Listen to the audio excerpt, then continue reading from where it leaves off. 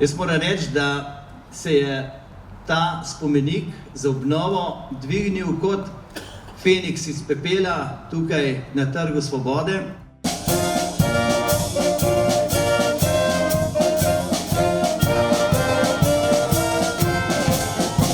Spomenik žrtvam NOB je sestavljen iz kamnine, s kraške kamnine, sestavljen z masivnih kubusov, ki so zloženi en na drugega, pač segmentno, mase. Verjetno je v sredini nek trn, ki zadevo drži skupaj.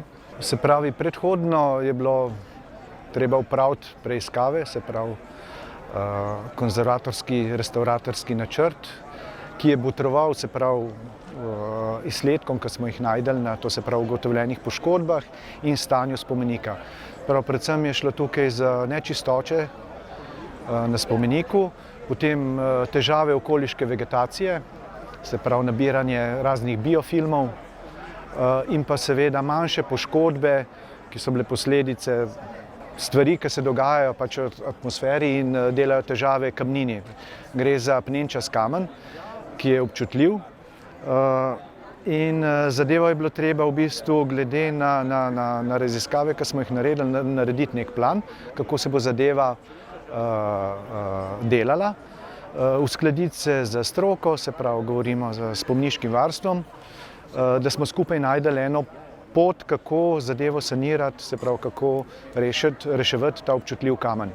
Pač ugotovljeno je bilo že itak v prvi fazi, da je spomenik statičen, da ustreza, da ne predstavlja nobenih potreb po nekih dodatnih ojačitvah, tako da so se v bistvu po fazah čiščenja delale samo še lokalne, to se pravi poškodbe, saniranje, to se pravi posnemanje forme, kamnine v smislu teksture in barvnih tonov. No, dela so izvedena odlično, predvsem me pa veseli, da so izvedena celostno. Še leta 2019 smo stali tukaj in gledali precej drugačno sliko in se spraševali, kako priti do vse te energije in možnosti, kar bo potrebno, da se pride do celovite obnove. Danes, leta 2024, stojimo tukaj pred kompletno obnovljenim spomenikom in tisto, kar je še posebej pomembno, v fantastičnem sodelovanju države, lokalne skupnosti, posameznikov in vseh tistih, ki so dela izvajali tukaj. Hkrati gre to tudi za neko povezovanje, za eno širjenje samega pomena obnove kulturne dediščine in pa kulturne dediščine nasploh za našo identiteto. Tako da jaz sem presrečen, da lahko prisostvujem takemu dogodku.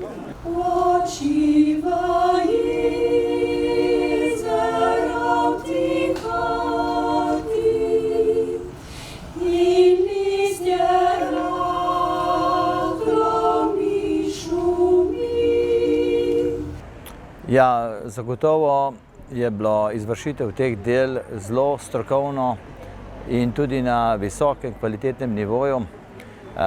Vsi od projektantov, konzervatorjev, restavratorjev do izvajalcev vseh potrebnih gradbenih del so posvetili tukaj eno maksimalno občutek, kjer so se zavedali, da se obnavlja res visok kulturni spomenik visoke vrednosti, res tudi imenitnega arhitekta Plečnika in zagotovo so vsi skupaj dali izjemen poudarek, da bodo dela izvršena strokovno, kvalitetno in seveda tudi, da bo ta dela, da bodo se upadala v okolje, se pravi v ta del, ki je kot vhod v staro mestno jedro. Finančna konstrukcija je približno sledeča.